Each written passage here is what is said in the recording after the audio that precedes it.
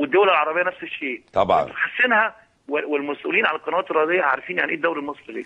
فانا لما انا نكسب يبقى يبقى كرم من عند ربنا طبعا البطوله طبعا. ربنا ما ارادش لينا مليون مبروك للغير، مبروك ليهم طبعا. انا كابتن حسن انا عايز اقول لحضرتك حاجه، مين المدير الفني بيشتغل في نادي كبير زي الزمالك او الاهلي واتلغى له جون واتلغى له وبنالتي وثلاثه اربعه لعيبه يطردوا من نادي من المقصه وما رحتش للحكم بعد الماتش ولا نزلت الملعب ولا اسأت للحكم الاخ ياسر محمود وبصيت لجمهوري وطلعت عكس. يعني ممكن كان حد تاني لو هو ملاك كان هيبقى فيه رد فعل. حسام ده اللي انا برجو منك يا كابتن استاذ حسن، ماتش المقاولين كسبان 2-1 اتحسب عليها بنالتي كلما اتحسب في الكره العالميه والمصريه ان ممكن كور الاحتكاك بين المدافعين والفراوده اتحسبت على الصفتي وفضل 10 دقائق وما اتحركتش ولم اعترض على الحكم. تعالى ماتش حرس الحدود الصفتي بنالتي لينا اتطرد ولم اسيء لاي حكم. هل كل الكلام ده مش هقول فيه تغير؟ لا، الخبرات اللي اتخذت وتحمل مسؤوليه مدير فني نادي الزمالك هي اللي خلتني ان انا احترم واتحكم في اعصابي، ان انا كل الظلم ده سكت خالص وهديت. وماتش زي الماتش اللي فات ده يحرك الحجر ان هو يعترض، ومع ذلك ما اعترضناش، ومع ذلك ما رحناش بعد الماتش في الطرقه كلمت حكم ولا كلمنا اي حاجه، لان انا خلاص انا عرفت ان القضيه كلها اراده ربنا، اخطاء كبيره مقصوده او غير مقصوده. لكن انا عايز اقول حاجه، مش معنى ان البرنامج او الحلقه الكويسه اللي انتم عاملينها المحترمه دي ان انتم جايبين اخطاء بعض الحكام على مر الفترات الاخيره مش معناها ان هي تشفع للحكام ان هم بتبرر لهم موقف. انا عايز اقول للكابتن ريشه كان بيتكلم من شويه ان هو بيقول لازم الاعلام يقف مع الحكام ولازم كلنا نقف مع الحكام، لكن في نفس الوقت لازم هم يقفوا مع نفسهم وقفه محترمه. ده اكيد يا كابتن. بس خلي احنا اطارنا الاهم يا كابتن حسام، سيبك من موضوع الحكام. انا عارف فكره قدامي رسائل لو قريتها لكم الناس متجاوبه بشكل غير طبيعي يعني بص كابتن مدحت الكابتن حسام حسن نسي يقول لك حاجه مهمه جدا، ان احنا بنعشق حسام وابراهيم والتراب اللي بيمشوا عليه مهما حصل. وعايز اقول للاستاذ سيف مش الجمهور القديم بس اللي بيعشقهم، سعد الأطروش الشهير وابو تريكه اهلاوي الابد وعنده 26 سنه واتفرج على حسام وابراهيم 3 سنين. شلبي بجد والله الله ينور عليك، ويا ريت حسام وابراهيم حسن ييجوا النادي الاهلي نحتفل بيهم كابناء من النادي الاهلي. كابتن شلبي انا اهلاوي واحب حسام حسن، اسعدنا كتير في الاهلي وكان يرغب البقاء في الاهلي، ولكن هذه مشيئه الرحمن. خالد سيد احمد فيومنا خليفه. انا عندي اكتر من 230 في الجزئيه دي رساله بيتكلموا ومرحبين جدا. انا عايز اخلص يا كابتن حسام في المنطقه دي بالذات، موضوع الحكام ده سيبه على جنب. احنا بنعمل هذه المبادره في هذه اللحظات، وانت قلت كلام زي ما قال الاستاذ حسن والاستاذ سيف، انت بعت رساله ورساله في منتهى الاحترام. انت اتكلمت عن تاريخ عظيم احنا كلنا عارفينه مع النادي الاهلي، واللي بنقول انت يبقى انت وابراهيم حسن، وفي نفس الوقت عملت بطولات عظيمه والى اخره.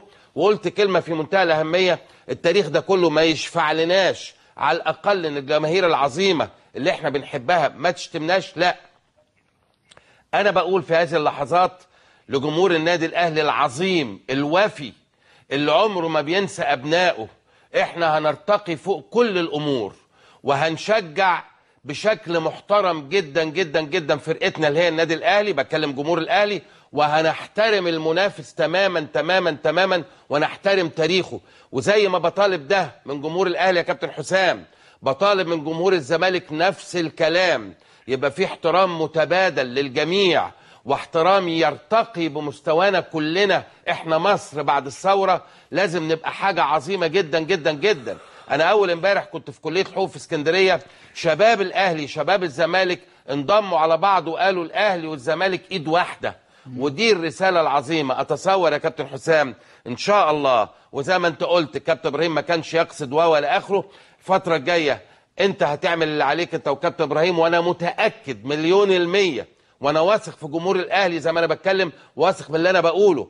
انا متأكد استحالة حد هيغلط تاني في لا حسام ولا ابراهيم ولا نادي الزمالك، لانه في النهاية احنا بنلعب في مسابقة كلنا تحت شعار بنحب بعضنا ونرتقي بالمستوى، وانتم من رموز النادي الاهلي يا كابتن حسام يا كابتن ابراهيم، ومن حقك تدافع عن الوان الفانيلا البيضاء اللي انت بتتشرف ليها زي ما انت قلت، وتتمنى عمرك كله تقضيه في هذا النادي.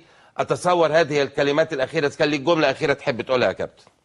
انا اقول لكم، انا طبعا انا يعني البرنامج هايل والحلقه جميله جدا، ويمكن جت بالصدفه الموضوع ان احنا نبقى فيه احترام بين الاهلي والزمالك او الزمالك والاهلي. صحيح. لكن انا باكد على جمهور الزمالك اللي انا اعرفه كويس وبحترمهم كويس قوي، وفي الحب اللي بيني وبينهم، زي ان في الفتره الاخيره هم ما كانش بيتعرضوا للشتيمه خالص للاعيبه النادي الاهلي او الجهاز الفني للنادي الاهلي، واكد عليها ان هم مش هيعملوها لانهم ما عملوهاش طول الفتره اللي فاتت، وكانوا بيشجعوا فرقتهم. بس بالعكس، لو في حاجه بسيطه انا بقول لهم ان احنا نتمنى ان احنا نشجع فرقتنا، كل واحد يبدع زي المدير الفني بيبدع او المدير او اللعيب يبدع في الملعب.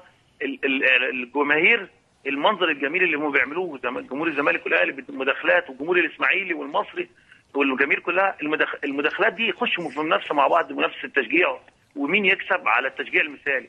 ده اللي انا بتمناه في الفتره اللي جايه. وفي نفس الوقت لازم نهيئ الناس ان ربنا كاتب البطوله اللي اجتهد اكتر، اللي كان عنده حظ اوفر في يعني، فبالتالي ما بقاش فيه حته الشد لا قدر الله لو حد الجمهور الاهلي خسر البطوله ما فيش مشكله، الزمالك نفس الشيء، الجماهير الاسماعيلي نفس الشيء. فارجو ان احنا نبقى ناخد الامور على قد قيمه مصر. الله ينور عليك. احنا لازم نحافظ عليها، وانا متاكد ان الشباب اللي هو كان في مظاهرات في الثوره ما كانش فيه حاجه اسمها اهلي وزمالك ولا اسماعيلي ولا السويس، كل الناس طلعت مره واحده. فبالتالي لازم نحترم بعض، ولازم نعيش يعني نعيش على الحاجات القديمه الكويسه، زي اللقطات اللي جت في الدوري في الكره في الماتشات اللي فاتت اللي هي القديمه، ان في لعيبه كلها محترمه، الكبار واللي بطلوا واللي بيدربوا. في النهايه الكابتن حسن شحاته كان في لاعب نادي الزمالك، دلوقتي بيدرب منتخب مصر وخد بطولات كبيره جدا وتاريخ كبير جدا. والكابتن جوهري لعب في النادي الاهلي ودرب في الاهلي، ولعب في النادي الاهلي ولعب ودرب في نادي الزمالك وخد بطولات. فنفس الشيء، يبقى هو دي الحاجه، اللاعب بس ما بيسماش لاعب النادي الفلاني، ده لاعب مصري. هو ده اللي احنا نتمناه. تمام يا كابتن حسام. وانا بشكركم جدا على الحلقه دي، وانا يمكن انا تعمدت ان انا ارد. انت عارف يا كابتن مدحت ما بردش. انا عارف غلط كتير، لان انا بس حسيت ان الموضوع كويس. دي رساله مهمه يا كابتن، رساله. اتمنى التوفيق للجميع. حلل لنا بقى الهدف ده يا كابتن، احنا بنتكلم على الاخطاء الحكام. طبعا كلامك جميل وختامك رائع، وانا متاكد النتيجه هتبقى ان شاء الله مع اول مباراه للاهلي. اتصور ان هم ربما، واتاكد ان شاء الله جمهور الاهلي العظيم ربما يصلحوك بهتاف ما في اول مباراه للاهلي في الدوري ربما، ولكن او جات لنا تليفونات قالوا لي في الايربيس في السكه دي ان هم هيصلحوك في اول مباراه انت وابراهيم وجمهور من الالترس الاهلاوي. حلل لنا بقى الهدف الصحيح اللي انت حطيته في الزمالك واتلغى باعتبارك محلل تحكيم. يلا يا نصر ورينا، اشرح لنا يا كابتن حسام كده، اتفضل. ده لي ماتش. اتفضل يا كابتن.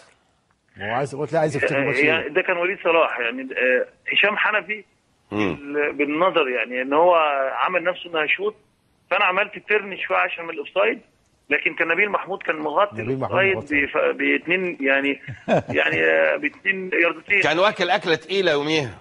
لا هو كان طبعا غلطه كبيره ان هو كان مغطي الاوفسايد، لكن ما فيش اي مشكله خالص.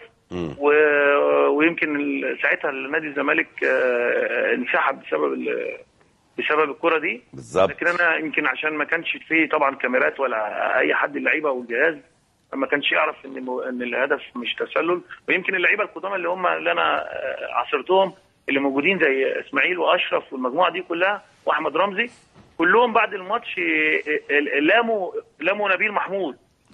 وللاسف ده كان اخر ماتش لنبيل محمود، يمكن ما لعبش تاني يعني. لكن نبيل محمود لعيب مميز جدا قوي قوي قوي، لكن فعلا الهدف ده اثر عليه. لكن بعد المباراه الناس كلها لعيبه الزمالك والجماهير النادي الزمالك عرفوا ان مفيش تسلل، ولكن هي كانت المشكله كان في الحكم اللي كان موجود. لما كان جمهور الزمالك ومجلس الاداره كان رافض وجوده قبل المباراه، كان تقريبا الكابتن قادر عبد العظيم. قادر عبد العظيم بالظبط. هي دي اللي كانت الاعتراض الاكبر، فبالتالي حصل تلكيك في الكوره دي. لكن انا بقول ان جمهور الزمالك